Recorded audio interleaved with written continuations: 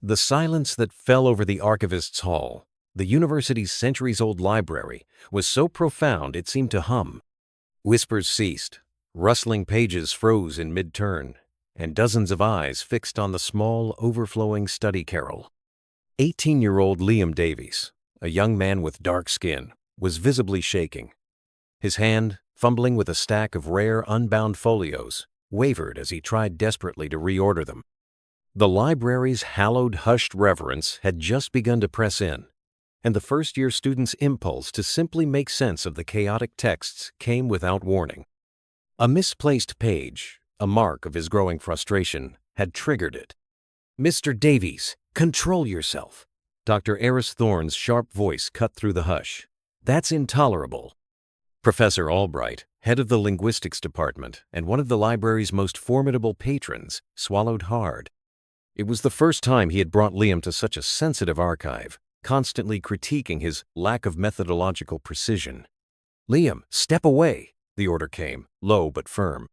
Kai Lee, a brilliant but quiet university IT specialist and part-time archive assistant, remained motionless, his gaze shifting between the formidable librarian, the esteemed professor, and the student. In his 3 years working there, he had learned to become invisible, especially to patrons like Eris Thorne, whose academic board had once briefly dismissed a proposal from an accessibility initiative he co-founded. "Dr. Thorne, I'm leaving. My shift is over."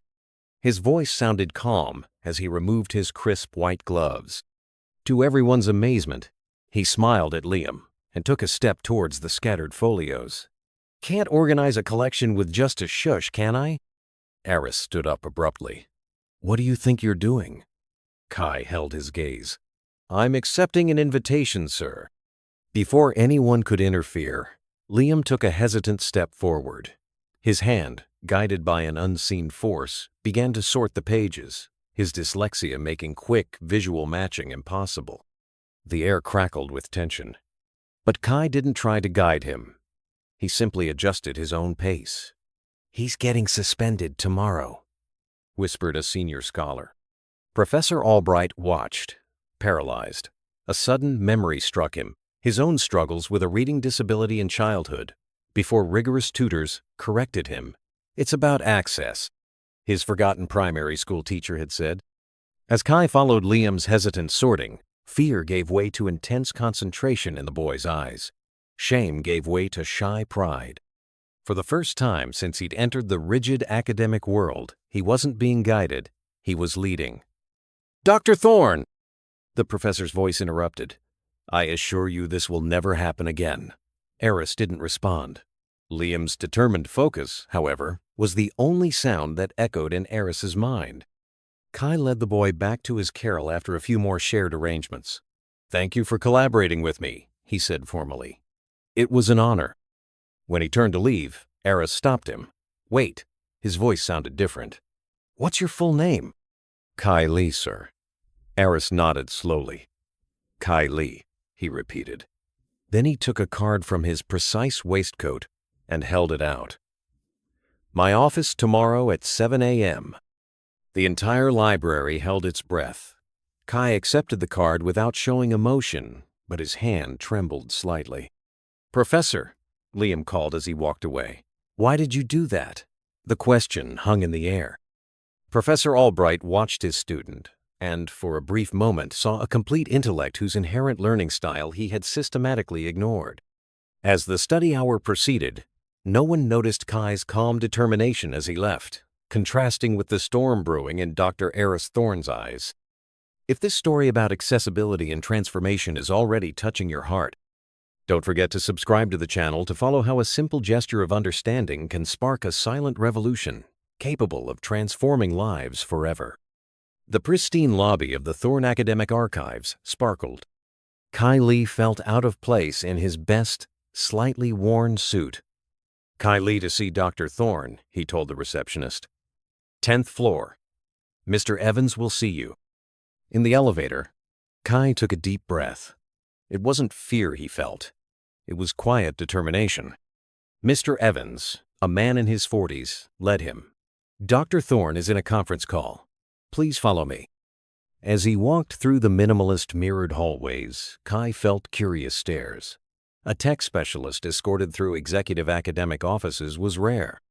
"He had you dismissed, didn't he?" Evans asked suddenly in a waiting room. "It happens. Powerful academics call, and people like you lose their chances. Employees who don't know their place." Kai smiled, not amused. "And where exactly would that be?" Before Evans could answer, his phone rang. "He'll see you now." Dr. Eris Thorne's office took up half the floor. Through floor-to-ceiling windows, the university grounds looked like his personal domain. "Dr. Thorne?" Kai greeted him. Eris turned, a mask of control. "Mr. Lee, thank you for coming." She pointed to a chair. The silence was calculated. "Do you have a background?" Eris asked. "Formal education? Library science?" Kai kept his gaze steady. "Self-taught coding prodigy. Extensive experience creating adaptive learning technologies with a focus on digital text accessibility." Something flashed across Eris's face. "And you sort archives?" "I work 3 jobs, the library, an online tutoring service, and as a developer for an open-source accessibility project." Eris picked up a folder. "I did some research on you. I wanted to understand who the person was who," he hesitated, "sorted texts with my student." He opened the folder, revealing photos of a community initiative, OpenText Initiative, which he co-founded. Kai sat up straighter. "I co-founded it with my brother, Finn. A program that provides accessible learning resources for students with diverse learning needs." Eris leafed through documents. "Which is now about to close due to lack of funding." Kai showed no surprise. "I didn't come here to ask you for money." "Then why did you come?" "Because you invited me." Eris laughed softly. "Fair enough." He stood up. "I want you to work for me." Kai blinked. "As an archivist?" Eris's face hardened. "As a lead developer for our new digital inclusion lab, specifically designing accessible platforms for students like Liam."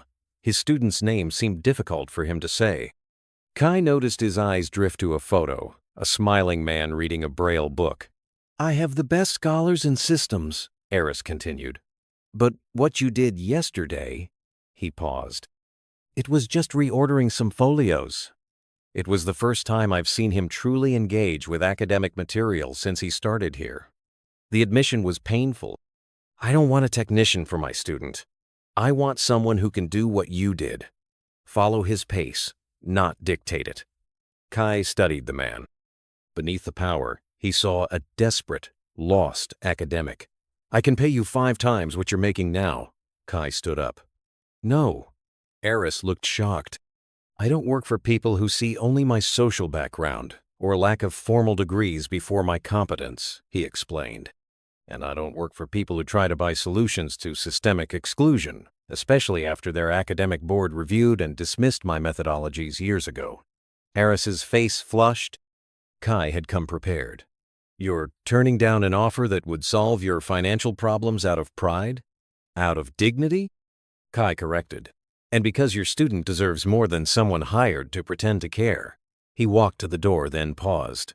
"Liam doesn't need more traditional scholars. He needs space to lead his own learning journey."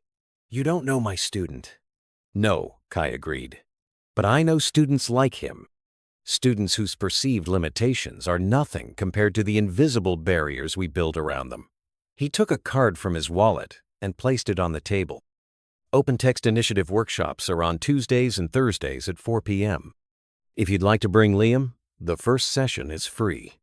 As Kai left, he passed Mr. Evans, who had obviously been listening. "You just turned down an offer from Dr. Eris Thorne," he whispered. "Are you crazy?" Kai smiled. "Maybe, but I'd rather be crazy than be property." The following Wednesday, Kai was at the Student Union Common Room when Finn, his brother, came running up. "There's a vintage sedan parked outside," he whispered nervously, "and you won't believe who's inside." Through the window, Kai saw the car. Liam was in the back seat. Dr. Eris Thorne remained in the driver's seat. "He's not coming in," Finn predicted. "Men like him don't come to places like this." Kai smiled. Don't underestimate a determined student. As they watched, the car door opened. Liam got out. Then Eris got out too. He looked out of place in his tweed jacket, still screaming academic privilege. "I told you he'd come," Kai murmured. Finn stared. "What did you do?" Kai didn't answer, but his eyes sparkled. In his apartment was a notebook filled with notes about students like Liam and academics like Eris Thorne. Years of observation, research, and a plan that began with a few reordered folios. Dr. Eris Thorne didn't know that Kai Lee wasn't just tech support. He was a man with a mission, and his empire of traditional knowledge was about to face its greatest challenge. The truth that some lessons cannot be read. They must be lived.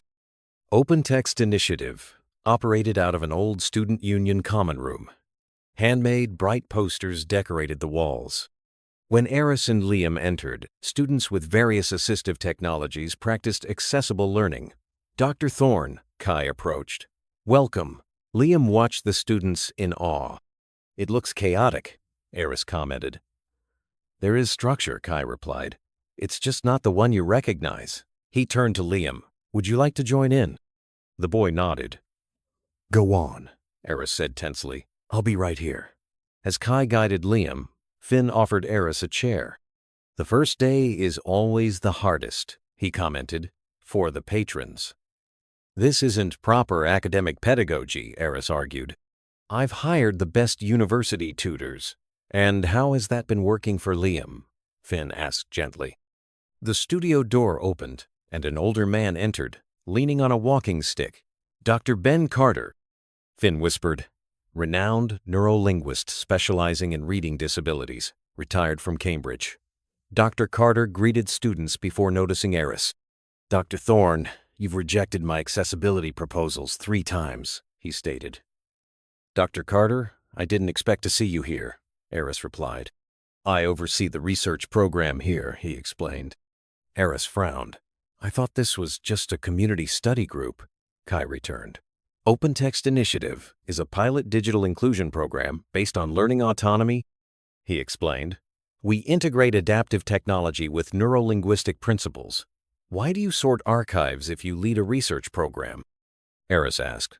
"Because we don't have adequate funding yet, and because people like you rejected us 3 times. The penny dropped. "You were Dr. Carter's assistant," Eris concluded. Dr. Carter corrected. "Kai has an incomplete computer science degree because he had to leave college to take care of his family. But his theoretical work is groundbreaking. And he was my lead researcher on those proposals you dismissed." "You knew who I was at the library?" Eris asked.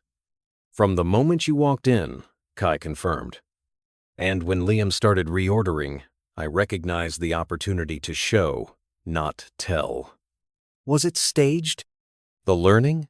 Absolutely not. Liam chose to engage. I chose to follow." A group of university journalists entered, and Eris immediately tensed. "What's this?" "Part 2 of the plan." Kai smiled. Finn showed Eris a newly published article. "Revolutionary digital inclusion methodology shows promising results." "We published our first results today," Dr. Carter explained. "And we invited the press." "You used my student for a public relations stunt," Eris said, voice pure ice. Kai led him into a side room with photos of students successfully navigating complex texts. On the last wall was an empty frame. "What's that?" he asked. "Our future. The full digital inclusion lab we could build, empowering 500 students a year instead of 50. "You orchestrated all this?" Eris muttered. "The sorting, the meeting, bringing me here on press day? I saw an opportunity. 4 months ago, when you canceled our meeting, I promised myself I'd fight for this." "And away, Eris." Finn interrupted. "It's Liam." They rushed back. Liam was in the center of the room, surrounded by other students. Someone had handed him a tablet with a complex research paper. The boy had just used a new voice-to-text program to transcribe his analysis. "Liam!" Eris started forward, but Kai stopped him. "Wait," he whispered. "Watch." Liam took a deep breath, focused. Then, to everyone's amazement, he confidently navigated the digital text, highlighting key sections and articulating his arguments without hesitation. It was fluid, insightful, and entirely his own. The students cheered, and camera flashes went off. Eris's face, usually composed, was now exposed, tears glistening. "That's why we created OpenText Initiative," Kai said softly. "It's not about perfect scores. It's about first steps on your own terms." Eris watched his student not as a problem, but as a complete intellect discovering his own strength. "This could have been done without manipulating me," he said. "It could have been if you had answered our calls or read our proposals 3 times. The reporters noticed Eris. Liam, oblivious, continued researching. Dr. Eris Thorne was cornered. He faced 2 options. Withdraw in anger, confirming his reputation as cold and calculating, or embrace the moment his student had created. Eris found himself in unfamiliar territory. His gaze shifted between his confident student and the reporters. Humility was not a virtue in his vocabulary, but seeing Liam's transformation, something inside him began to break. The orchestra of academic power and privilege he was accustomed to now played a different tune. Dr. Eris Thorne faced the reporters. His student had just taken an authentic step in his learning, and Kai Lee had skillfully led him to this moment. "Dr. Thorne," a reporter approached, "could you comment on your presence at OpenText Initiative? Is it true your academic board rejected funding for this program?" Eris glanced at Liam. Then, to everyone's surprise, he smiled. "You know what's hardest for someone in my position?" Eris addressed the reporter, admitting, "When we're wrong." A stunned silence filled the room. The university's academic board is pleased to announce a commitment to fully fund OpenText Initiative for the next 5 years and to build a permanent digital inclusion lab based on the methodology developed by Dr. Carter and Mr. Lee. Camera flashes exploded. Finn let out a cry of surprise. "On one condition," he added, watching Kai tense, "that Mr. Lee retain complete operational autonomy over the program and its methodology, no university interference. Because," he continued, looking directly at Kai, "it's clear that true enlightenment here lies in following the path of accessibility." 3 months later, bulldozers were clearing ground for the new OpenText Initiative Digital Inclusion Lab. It wasn't the most luxurious project, but it was the most innovative, designed with input from students and educators. Kai supervised construction frequently. Liam showed up regularly, and to staff's surprise, Dr. Eris Thorne also showed up, silently observing. "I never thought you'd actually show up at student forums," Kai commented. "I never thought I'd have to study neurolinguistics at 60, Eris replied, rubbing his tired eyes. A textbook on adaptive learning marked with notes lay before him. "But here we are." Kai looked at him. "Is this part of your public penance, or do you really care?" Liam presented his first major research paper without a tutor last week. His previous professors said that would be impossible for at least 2 years. Kai smiled. "But you dismissed them, remember? Because you told me they were wrong." And they were. Kai pointed to a photo of Liam confidently mentoring a new group of students. "He's progressing faster than any traditional academic prediction." "Why did you never accept my apology?" Eris asked suddenly. "Because you never apologized. You redirected resources, changed policies, funded our program. That's not an apology, it's compensation." Eris nodded slowly. "Fair." At the opening ceremony 6 months later, the contrast with the library night couldn't have been greater. The huge, adaptable space was filled with students and educators collaborating. In the center, Liam, now a confident peer mentor, led a discussion on digital literacy. His insights flowed with confidence. Eris watched from a distance. "He doesn't need you to guide him anymore," Kai said. "No," Eris agreed, "but he still needs me to be around. Crucial difference." Eris turned to him. "Thank you," he said. "For what?" "Exactly. For teaching me to follow." A reporter approached Dr. Thorne. "How does it feel to see your students' progress?" Eris looked at Liam, who was helping a younger student with a complex software. Proud, not of what he's overcome, but of what he's created for others. And what's been the biggest lesson you've learned? Dr. Eris Thorne, known for his academic rigor, looked into the camera. That true scholars aren't those who dictate the path they believe is right, but those who have the courage to follow when someone shows them a more inclusive way. A year later, OpenText Initiative expanded to 3 new campuses. Kai received the Educational Innovation Award. Liam, now a published student researcher, enrolled in a master's program and became a youth advocate for digital literacy. Eris learned the hardest and most valuable lesson. True power lies not in controlling every text, but in knowing when to step back and let others learn. In a world where powerful people rarely change and those without power often remain in the shadows, the story of Eris, Kai, and Liam reminds us that true transformation occurs when we cross invisible boundaries. When a librarian learns from a tech specialist, when a scholar follows in his student's footsteps. If this story about how a simple gesture of dignity changed lives forever touched your heart, be sure to subscribe to our channel. Because we believe that the most profound revolutions don't start with grand manifestos or million-dollar grants. They start when someone has the courage to take an authentic first step and someone else has the wisdom to follow.